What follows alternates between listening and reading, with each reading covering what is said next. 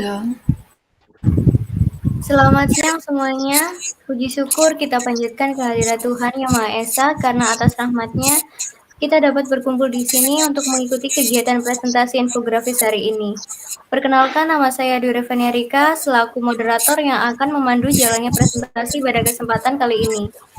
Pada kesempatan kali ini, kita akan mendengarkan presentasi infografis dari kelompok 8. Kepada Syahda Aufa, dipersilahkan.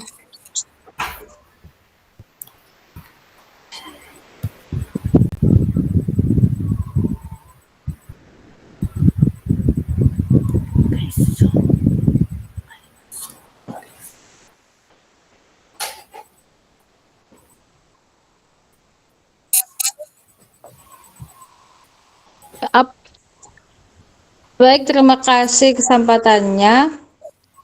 Saya akan memaparkan infografis dengan judul Psikologi Warna dalam Busana Pesta, Kenali Warna, Pahami Diri, Tampilkan Pesona. Warna memiliki peran penting dalam dunia busana, tidak hanya sebagai unsur estetika, tetapi juga sebagai media untuk menyampaikan pesan, suasana hati, dan bahkan karakter seseorang. Setiap warna memiliki makna psikologis yang dapat memengaruhi persepsi visual maupun emosi pemakainya. Yang pertama, contohnya ada hitam dan putih.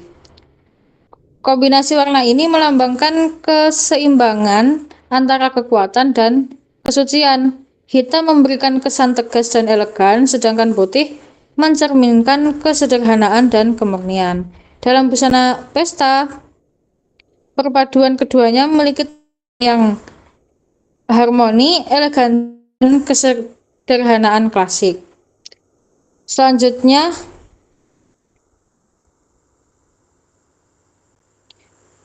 ada biru dan hijau. Biru mencerminkan ketenangan dan kepercayaan, sementara hijau menandakan keseimbangan dan kesegaran. Ketika digabungkan, keduanya menghasilkan nuansa yang tenang, alami, dan juga elegan. Warna ini cocok untuk busana pesta bertema alam ataupun acara malam yang ingin menonjolkan kesan profesional dan lembut. Selanjutnya, ada merah dan jingga. Kombinasi energi tinggi dan semangat optimis. Merah melambangkan semangat, keberanian, dan kepercayaan tinggi, sedangkan jingga membawa makna keceriaan dan energi positif. Kombinasi keduanya menghasilkan kesan hangat, berani, dan menarik perhatian. Sangat cocok untuk pesta bertema modern dan penuh keceriaan, melambangkan kepercayaan diri, keberanian, dan gairah hidup. Selanjutnya, yang terakhir ada pink dan beige. Pink identik dengan kelembutan dan kasih sayang, sementara beige memberikan nuansa netral dan alami. Kombinasi ini dapat menampilkan kesan romantis, lembut, dan elegan. Warna ini banyak digunakan pada busana pesta siang hari ataupun busana pesta bertemakan soft glam. Diambil dari research on the application of the color psychology in the fashion design. Dapat disimpulkan bahwa pemilihan warna dalam busana pesta bukan sekedar persoalan estetika, tetapi juga berkaitan erat dengan psikologi dan makna yang ingin disampaikan. Dengan memahami psikologi warna, seseorang desainer ataupun pemakai busana dapat menciptakan tampilan yang tidak hanya indah, tetapi juga memiliki karakter dan pesan emosional yang kuat. Terima kasih, itu saja dari saya. Saya kembalikan ke moderator. Baik, terima kasih Syahda. Untuk selanjutnya, Rahma Syakila, waktu dan tempat dipersilahkan.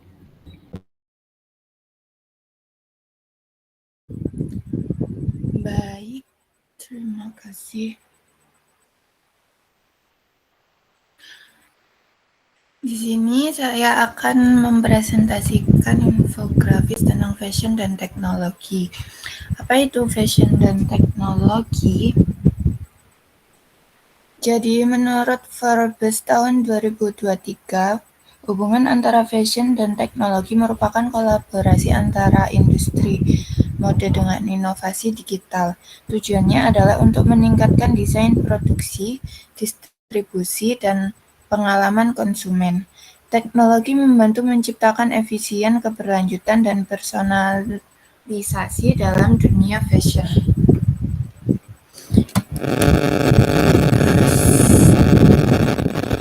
Contoh Contoh penerapan teknologi dalam fashion.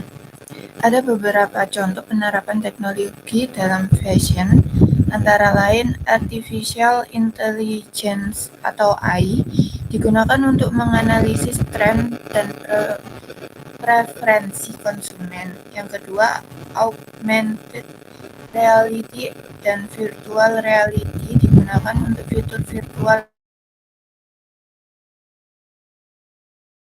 try-on Virtual try-on yaitu berupa pakaian secara digital. 3D printing. Yang ketiga, 3D printing membantu desainer menciptakan pakaian dengan struktur unik tanpa sisa kain berlebihan.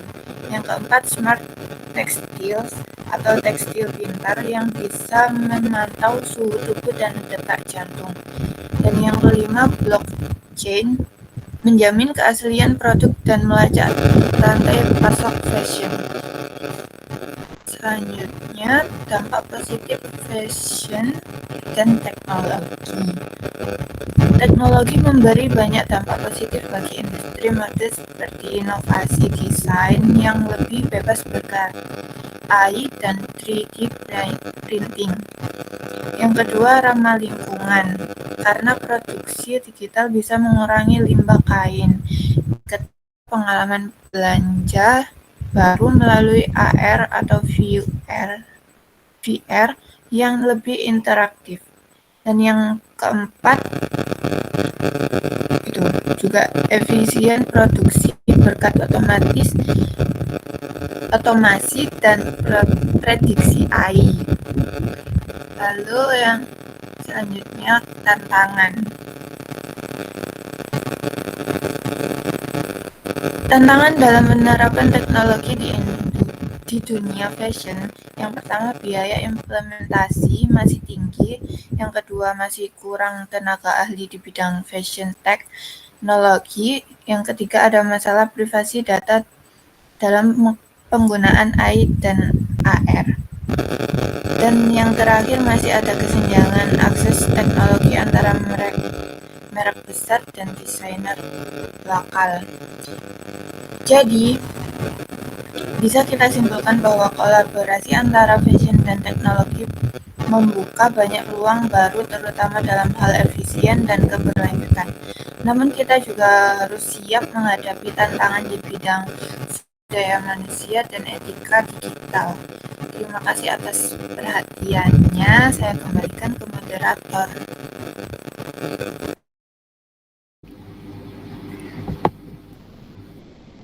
Baik, terima kasih Rahma. Untuk selanjutnya, saya persilahkan untuk Sofia, Wiratu Sofia.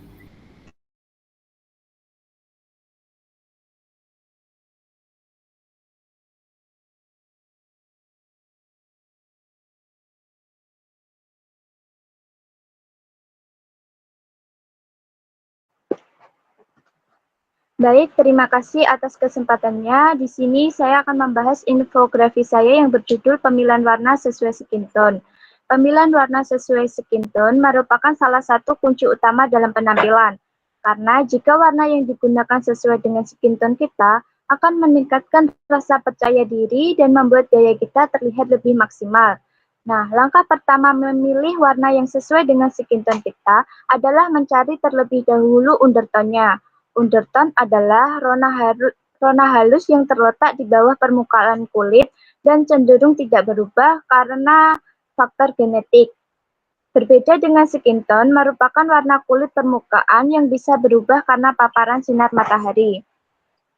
Nah, untuk mengetahui undertone-nya bisa dilihat dengan melihat warna pembuluh darah yang ada di pergelangan tangan.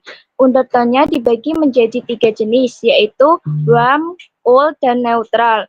Untuk warm itu terlihat pembuluh darahnya berwarna hijau, dan untuk cool terlihat warna pembuluh darah nadinya itu berwarna ungu kebiruan. Sedangkan untuk neutral, warna pembuluh darah nadinya yaitu biru kehijauan.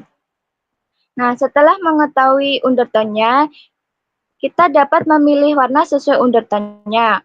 Untuk cool undertone, biasanya pemilik kulit cerah dan cocok memakai warna baju apa saja, terutama yang warna-warna dingin seperti navy, royal blue, ice blue, hijau zamrud, fuchsia, lavender, dusty pink, abu-abu, merah maron, dan lain-lain. Nah, warna-warna ini dapat membuat kulit menjadi lebih cerah.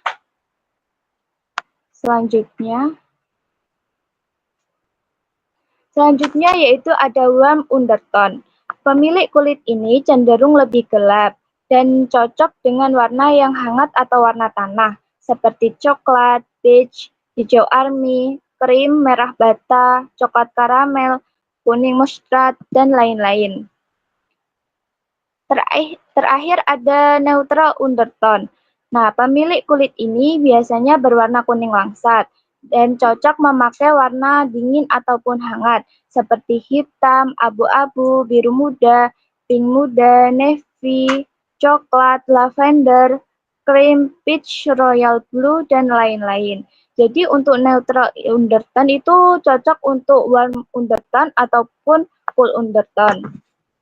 Jadi kesimpulannya adalah untuk pemilihan warna sesuai skin tone itu merupakan salah satu kunci utama dalam penampilan. Karena jika warna yang digunakan sesuai dengan skin tone kita, akan membuat rasa percaya diri kita dan membuat gaya terlihat lebih maksimal. Baik, saya kembalikan lagi ke moderator. Baik, terima kasih Mbak Ratu Sofia. Untuk selanjutnya, saya persilahkan kepada Aisyah, waktu dan tempat dipersilahkan.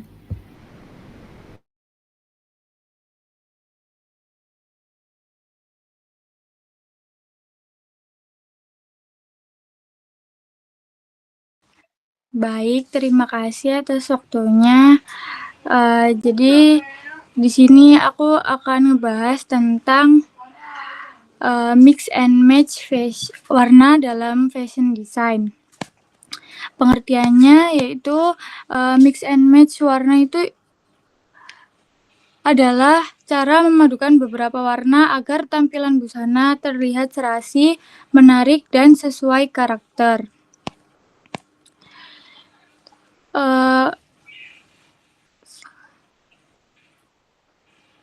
Kenapa warna itu penting?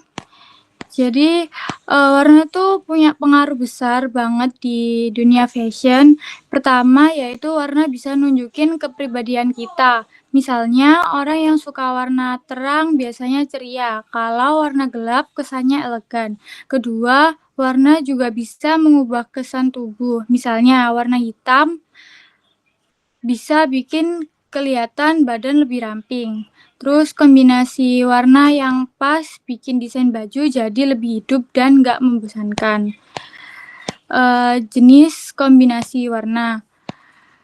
Jenis kombinasi warna dibagi menjadi 4. Yang pertama yaitu monokromatik. Satu warna tapi beda gradasi. Misalnya biru muda dan biru tua, kesan yang ditimbulkan tenang dan rapi. Yang kedua ada analogus, yaitu warna yang bersebelahan di roda warna, kayak kuning, oranye, dan merah. Kesannya hangat dan harmonis. Yang ketiga ada komplementer, yaitu warna yang berlawanan di roda warna, contohnya biru dan oranye. Ini cocok buat tampil berani dan kontras. Yang keempat ada triadik. yaitu 3 warna yang jaraknya sama di roda warna, kayak merah, kuning, biru. Ini biasanya bikin tampilan ceria dan seimbang. Yang keempat ada tips mix and match.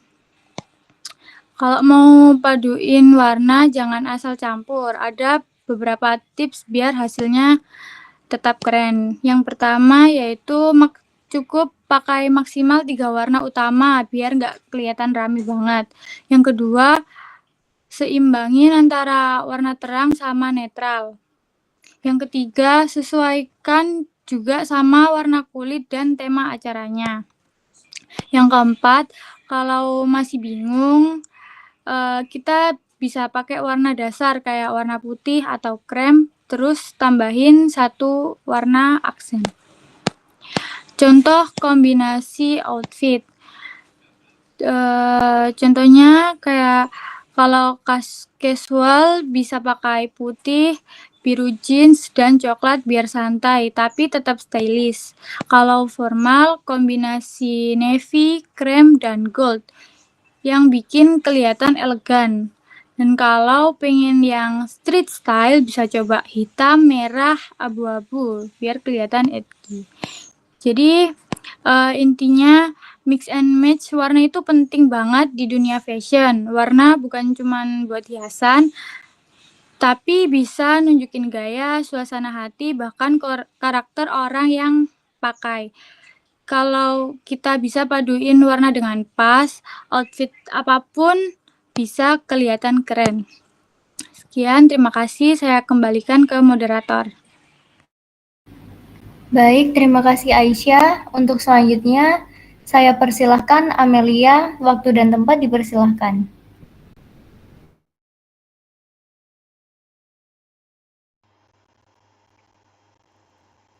Baik, terima kasih. Saya akan mempresentasikan infografis saya yang berjudul Fenomena Dress Code di Acara Sosial dan Dampaknya Terhadap Kesan Suatu Acara.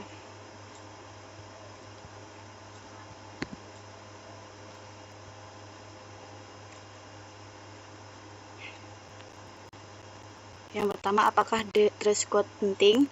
Jadi dress code menjadi elemen yang menarik dalam acara kumpul bersama, penting sebagai bentuk keserasian dan penghargaan terhadap acara. Namun yang lebih penting lagi adalah bagaimana aturan itu tetap memberi rasa nyaman dan kebersamaan bagi semua peserta. Dress code secara sederhana bisa diartikan sebagai aturan berpakaian yang disesuaikan dengan jenis atau tema acara. Misalnya, pakaian formal untuk acara pernikahan, pakaian berwarna hitam untuk mendatangi acara pesta ulang tahun, atau busana casual untuk acara santai. Tujuannya agar penampilan peserta terlihat serasi dan sesuai suasana acara. Dress code penting apabila penerapannya bijak, karena dress code bisa membuat tampilan acara jadi lebih berkesan, rapi dan serasi, bisa juga menunjukkan rasa hormat terhadap pemilik acara. Bijak maksudnya menetapkan dan menerapkan dress code dengan mempertimbangkan kenyamanan, kemampuan para peserta acara tersebut. Bukan hanya memaksa semua orang pakai seragam warna tertentu atau tema tertentu, tapi juga memahami kondisi tamu undangan dan tujuan acaranya. Jadi, dress code sebaiknya dibuat dengan mempertimbangkan kemampuan dan kenyamanan tamu, bukan hanya tentang gaya, tapi juga soal rasa menghargai semua orang yang hadir. Lalu tujuan dan fungsi. Yang pertama, menunjukkan rasa hormat terhadap penyelenggara. Yang kedua, estetika. Dan yang ketiga, menyatukan tema dan suasana acara. Kemudian yang keempat, bentuk etika dan penghormatan. Kemudian ada dampak dress code. Dampak positifnya, yang pertama, acara terasa lebih seru. Yang kedua, pengalaman yang tak terlupakan. Dan yang ketiga, misalnya dalam suatu grup, dress code dapat membangun identitas grup yang kuat. Dampak negatif. Yang pertama, dress code bisa membebani. Jadi tamu merasa minder atau kurang cocok apabila dirasa penampilannya itu kurang pas dengan acara itu dibanding yang tamu undangan yang lainnya. Yang kedua, fokus bukannya pada acara tersebut, melainkan ke penampilan. Dan yang ketiga, membatasi ekspresi diri dalam busana. Adanya dress code terkadang bisa merepotkan dan bisa juga sangat mempermudah, juga bisa berfungsi sebagai petunjuk siapa sebenarnya spotlight pada acara tersebut. Contohnya, pengalaman pribadi saya, dulu waktu SMA, teman saya ulang tahun yang ke-17 tahun. Mengundang sekelas juga orang-orang yang dia kenal. Dress code yang diminta untuk tamu undangan adalah pakaian berwarna hitam, dan teman saya yang berulang tahun kala itu memakai warna cerah, benar-benar seperti seorang putri dalam balutan ball gown warna krem atau putih waktu itu. Dari situ bisa disimpulkan alasan aturan berpakaian itu bisa memberi penghayatan pada suatu acara bagi yang diundang maupun si pemilik acara. Dress code yang tidak berlebihan sampai menarik perhatian daripada si pemilik acara sebenarnya. Atau ada alasan lain, penggunaan dress code untuk bisa terlihat kompak dan bagus, cantik atau keren ketika difoto. Kemudian kesimpulan dari fenomena ini, kita dapat melihat bahwa dress code memang penting untuk menciptakan suasana dan identitas acara. Namun, aturan itu sebaiknya diterapkan dengan bijak agar tidak mengurangi rasa kebersamaan dan kenyamanan kedua belah pihak. Mohon maaf, di sini saya lupa mencantumkan sumber. Di sini saya ambil dari sumber rri.co.id oleh Neila Fitriana dengan judul Dress Code Penting Nggak Sih? Terima kasih, sekian dari saya kembalikan ke moderator. Baik, terima kasih kepada Amel. Untuk yang terakhir, saya akan mempresentasikan hasil dari infografis evaluasi fashion gotik.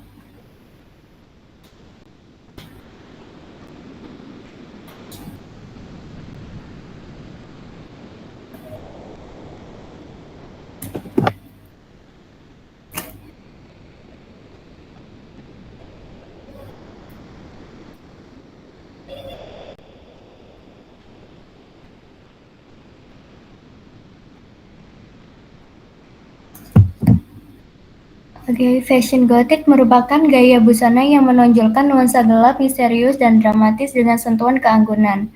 Gaya ini sering dikaitkan dengan ekspresi emosional dan pandangan hidup yang berbeda dari arus utama, menggambarkan keindahan dan dalam kegelapan. Warna hitam menjadi ciri utama, dilengkapi bahan mewah seperti beludru, renda, satin, dan kulit.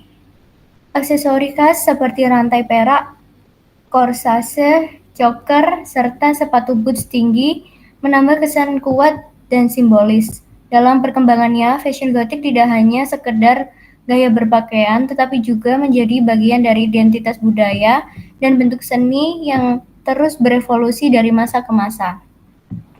Yang pertama, awal mula, abad pertengahan 1200 sampai 1500. Akar dari fashion gotik dapat ditelusuri sejak masa abad pertengahan di Eropa, ketika gaya busana bangsawan dan aristokrat mulai menonjolkan kemewahan serta keanggunan seperti beludru, sutra, dan brokat dengan warna dominan hitam ungu dan merah tua.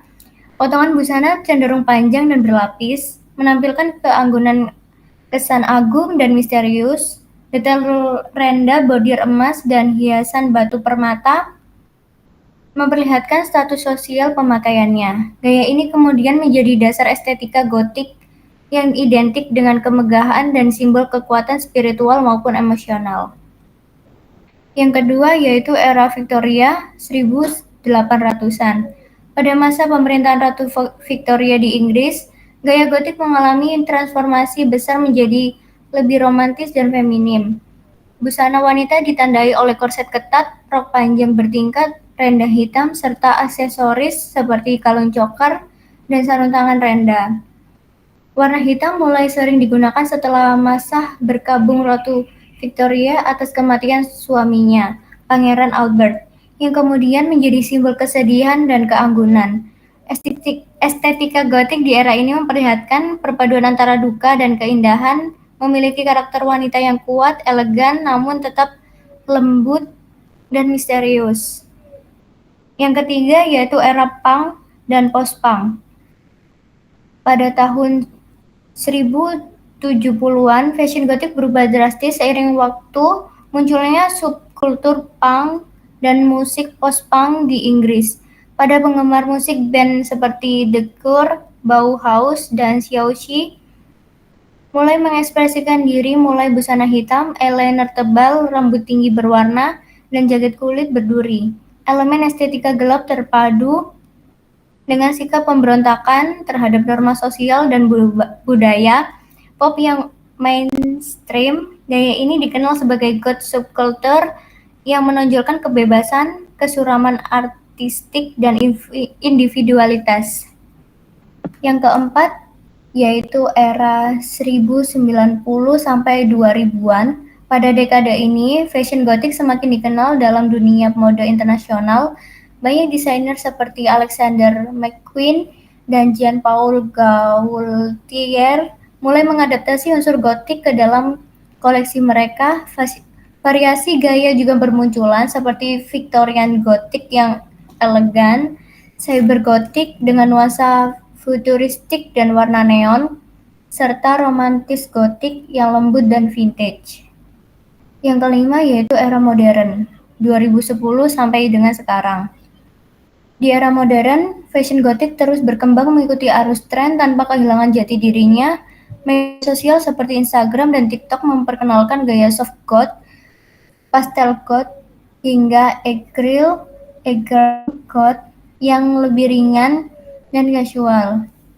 Meskipun banyak transformasi, warna hitam tetap mendominasi, disertai elemen akses penting seperti jaring, sepatu platform, dan make-up boot. Gaya ini sering dipadukan dengan estetika minimalis atau street style, menghasilkan tampilan yang lebih fleksibel dan mudah diterima berbagai kalangan. Jadi kesimpulannya dari evolusi fashion gotik dari masa kerajaan hingga era digital, fashion gotik telah mengalami evolusi panjang namun tetap mempertahankan esensinya, keanggunan, misteri, dan ekspresi diri. Gaya ini membuktikan bahwa mode bukan sekedar penampilan luar, melainkan juga cerminan emosi dan identitas yang hidup di setiap generasi. Oke, terima kasih kepada kelompok 8 atas penyajian infografis yang sangat menarik dan informatif. Semoga hasil presentasi tersebut dapat menambah wawasan dan inspirasi bagi kita semua. Dengan demikian, berakhir sudah presentasi infografis pada hari ini. Terima kasih atas perhatian dan kerjasamanya. Selamat siang. Wassalamualaikum warahmatullahi wabarakatuh. Waalaikumsalam warahmatullahi wabarakatuh. Terima kasih. Waalaikumsalam warahmatullahi wabarakatuh. Kelas E. Kawan